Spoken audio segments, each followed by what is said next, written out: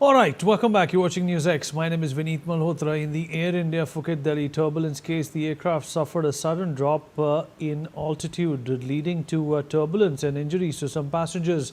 The incident has put the spotlight on the pilot's mandatory drug screening. As part of the standard operating procedure followed after such an occurrence, both flight crew members underwent the prescribed psychoactive substance screening test. While the screening test of the pilot in command indicated a result requiring confirmatory testing, the ministry clarified that the final report is yet to be received. Minister of Civil Aviation also said that pending investigation and completion of the prescribed process, both flight crew members have been taken off the roster by the DGCA. Further action, as appropriate, will be taken based on the outcome of the investigation and confirmation test results. This is what the ministry has added. Let's talk about this and get some perspective from our guest as well. Joining us on the show is Sanjay Lazar, aviation expert. Shilpi Jain, who was a passenger of AI 2379, is also with us on the broadcast. Shilpi, I'll begin with you. I hope you can hear me. Yes, I can hear you, but I cannot see you. All right, Shilpi, I hope my voice would do. But the question Right. that I want to ask you is that describe to us what happened in that flight. What were the circumstances under which, there was panic, and what kind of a descent? From what I have read in reports, it was a sudden descent which, sort of created panic within the cabin.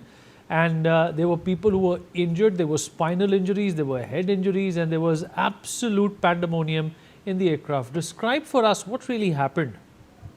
Okay, so yeah, thank you.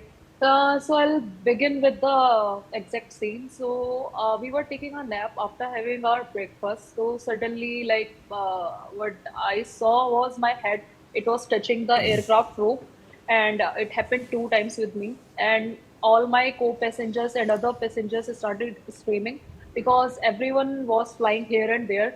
And then, like my co-passenger, like what happened to him, he was on aisle seat.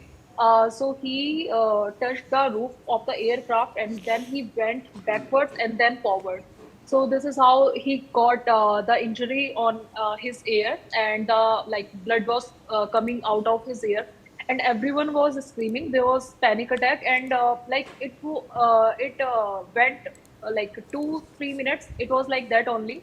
And once the plane was stable, what I saw was the all cabinet covers, like they fall off the roof, and then it was on the aircraft, all over aircraft.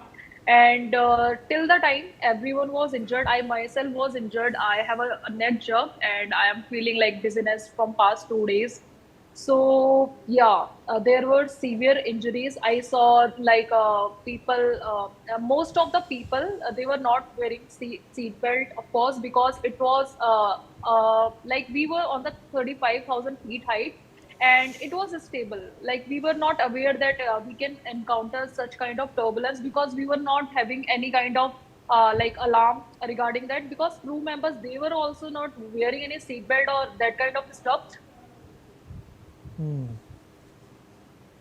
Such type of turbulence, it was sudden.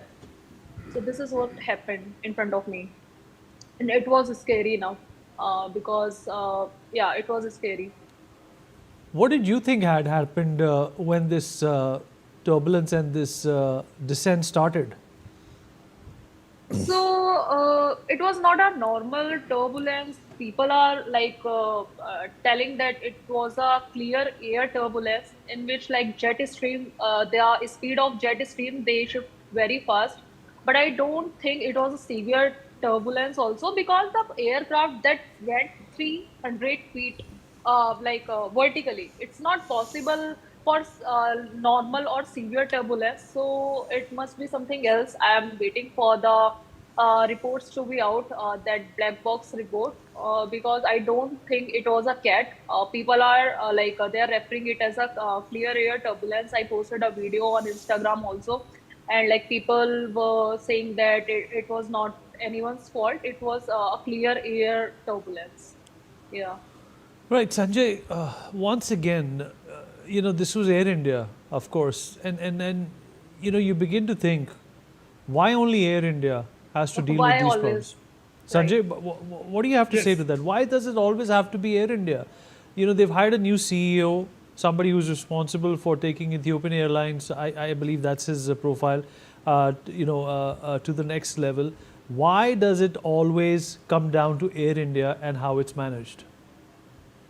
Good evening, Vinny. Thank you for having me in your show. But this is typical of clear air turbulence, and quite interesting what your guest Shilpi has said. I'm glad that she's safe and sound and not been injured very badly. I also pray that all the other passengers who are injured and the crew, actually who are hospitalized, recover. Um, Ostensibly, what we are told is there was a rapid descent of 300 plus feet due to clear air turbulence. I think the jury is out on that. Let's wait and see what the inquiry does raise, because now it is in the hands of the AAIB.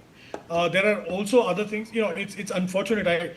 I keep joking sometimes that Air India is having a bad time. Maybe some Havan or Rahu Kalam is. It was probably just a bad streak of luck. But other airlines do suffer. We know that Singapore Airlines had catastrophic clear air turbulence on the way from London to Singapore and diverted a year and a half ago. Correct. We know American Airlines did it just 2 months ago, Raleigh, Durham to London. The flight was diverted to New York. Two cabin crew was so badly injured they had to be deplaned and hospitalized in the ICU. So clear air turbulence does happen. It's not unusual or unknown. The pilots do recommend that you keep your seats loosely fastened at all times. In fact, as a matter of academics, even if I'm doing Bombay, New York, I try and make sure my seat belt is on throughout, at least loosely.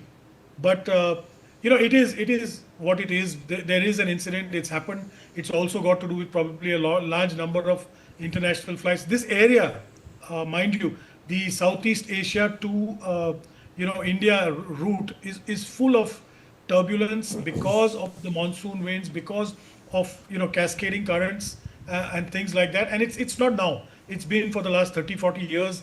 We've had, whether it's coming from Bangkok to Kolkata, whether it's coming from Singapore to India, whether it's coming from Thailand, we face that. And I do hope that, yes, of course, the new CEO will take over, but that's another matter. As and when he takes over, comes in, these are things that happen naturally, and we can't really blame, one A or B. We'll have to wait and see what the DGCA report All says. right. All right. Sanjay and Shilpi, appreciate you joining us.